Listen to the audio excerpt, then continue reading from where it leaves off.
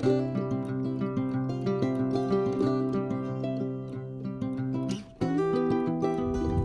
good afternoon, friends. This is Dave at Dave's Raised Bed Garden. I took a couple minutes to come down to the garden and get out of the house. I have been down in the garden for the past few weeks. I was not out here last week after Monday. Became under the weather on Tuesday and Wednesday, and I just felt like that I didn't want to come out here. So I came out here today because I wanted to check the garden.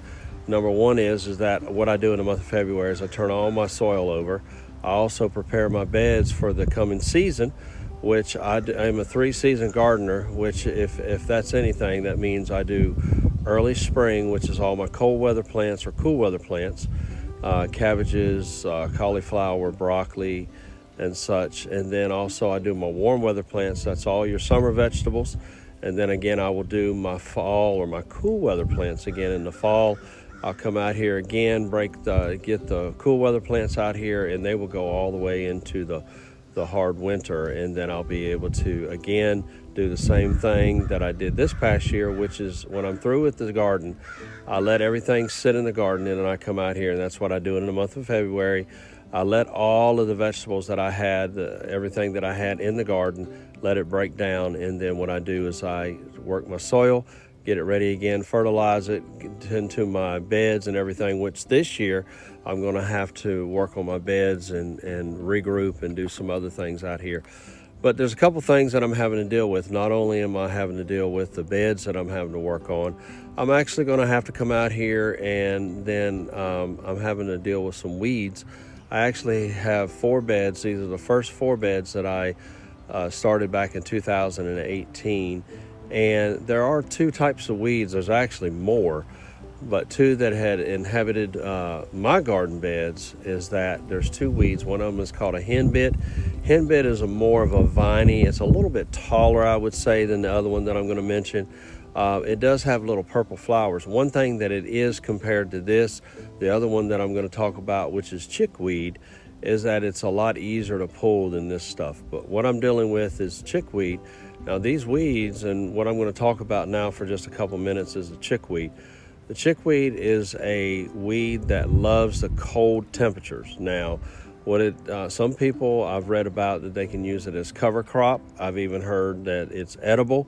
I don't say I want to try it, but I guess if I was in a dire need, that if I did some hiking, which I do enjoy, and I was out and I needed something and I can identify it, I might try it. I think there is a poisonous type.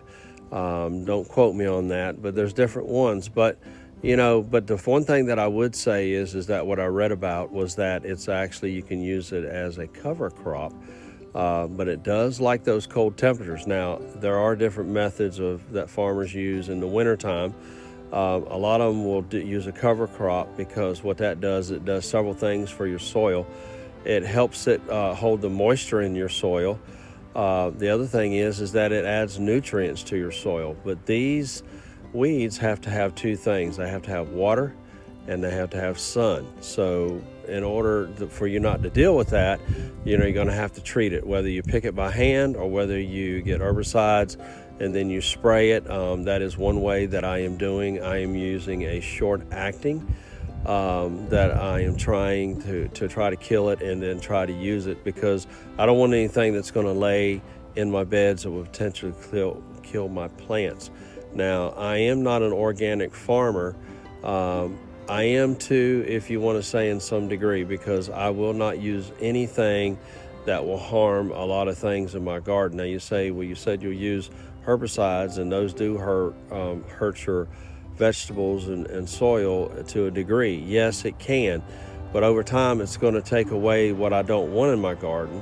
But there is one thing that I will not use. I'm not going to use anything that will potentially hurt what I call my workers, which are the pollinators come into my garden. So I'm very, very tedious about that. So what I do is I try to find something that I can use, try to find organically some natural ways. Now, one way to kill that I've seen is just what we call distilled white vinegar and a spray bottle, and that supposedly is supposed to take that out. I will try those things first before I go out and buy like an herbicide that's going to come out like a short acting one is what I'm talking about. that'll come out here. They'll be out here for a week to 15 days and then be able to get rid of the weeds and everything if I'm not able to pull it. And that's what I'm talking about with these this chickweed. This chickweed is tough. I'm going to turn the camera around and actually show you exactly what I mean. So let me turn the camera around to give you more idea. So this is the stuff I've been working on it. This bed is the bed that mostly has it. I still have it over here in this bed. I've been working on this bed, and for the most part, I've been able to take it out.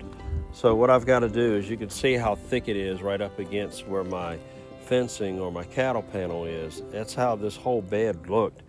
And I've been working on it, and I have, but just see, when you try to pull this stuff, it is hard to pull up. And when you pull it, you still have all of this down in here that you're having to work with. Now here's the thing about this chickweed, is that even when it dies, or so if you leave it in here, so technically, let me back up and say, with chickweed is that it likes the cold temperatures. The warmer temperatures it's not going to like, and it's going to die out. So if I was not going to use this until, late spring or anything going into June, this stuff would die out. The problem is that when you go to pull this, is that the little seedlings, they will just fall into the ground and you think it's gone. What it does is that over time during the summer, it'll stay dormant, and then what'll happen with it is that then you'll end up, those seeds, once it gets cold, they'll germinate, and then again you have this. When I first started getting this last year, I only had a half a bed. Now I've got 4 beds. So what I'm trying to do is get rid of this stuff and then try to prevent it from coming back and making it, a real hassle for me and my beds and everything. So this is what I'm dealing with, is the AKA chickweed. So the question may be asked is that, what if you don't do cool weather plants? Would you just leave your bed sit longer, or what would you do? Well, month of February is a good month, because ideally is that what happens is, we're in this area in 7B in Tobaccoville, North Carolina, our season will start changing. Now we're cold right now. It's really cold today, and it's going to be even colder tomorrow, and then on Wednesday is when we're supposed to get some possible precip of some snow or some frozen precip, and it's going to be really cold. Now what can happen is next week, I've even looked ahead, we're supposed to have warmer temperatures. So to answer that question is yes, in the month of February is the month that I like to get out here. Even if I was going to just do warm weather plants, which may not get into the ground until April or May, I would still come out here, because what I need to do is that even though this soil is a good rich soil, I still need to break it. I still need to work it up, because what that does is that it's been sitting over the winter. It's been hard. It's gotten frozen. There's a lot of different aspects to the weather that's done to the soil. So I want to break it down to be able to work it up so I can get the soil ready for my plants that I'll be planting. So yes, month of February is when I come out here. I initially want to make sure that everything is cleaned up, everything is taken care of to get my beds ready for my planting seasons. So that's what I feel like is important about any gardener. If I was going to do a traditional gardening, I would come out here on a nicer day, not as cold as it is, and if the ground was able to, especially if we've had rain, I would get out here and then I would take a tiller and I would actually till the ground, get it broke up, and let it sit at a time. Now, that's what I would initially do, and a lot of farmers would do it. They might not do it this early. They might do it a little bit later, but I choose February as my month to be able to get into my garden, even if it's cold, to get out here and work it, get the soil turned over, and then I can come out here after I turn all my soil over, and just like I was showing you with the chickweed, I can come out here and start picking it out, because I have enough beds that I'm not going to have 11 beds of cabbage or cauliflower, but I'm going to be able to start planting the plants that I want to get in the ground in the cool weather, and then I can come out here and work with this.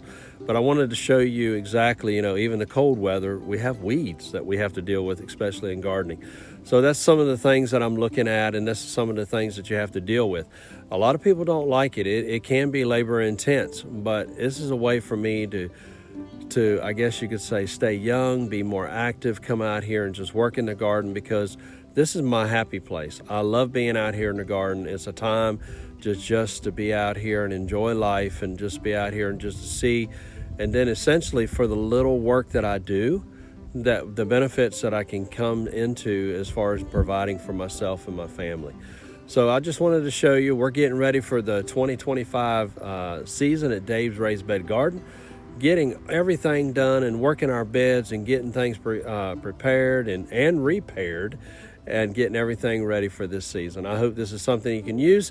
Until next time, this is Dave at Dave's Raised Bed Garden. I can't wait to continue showing you more clips, more quick tips and things that we're doing in the garden. So from Dave at Dave's Raised Bed Garden, keep planting, keep growing. God bless you, and take care.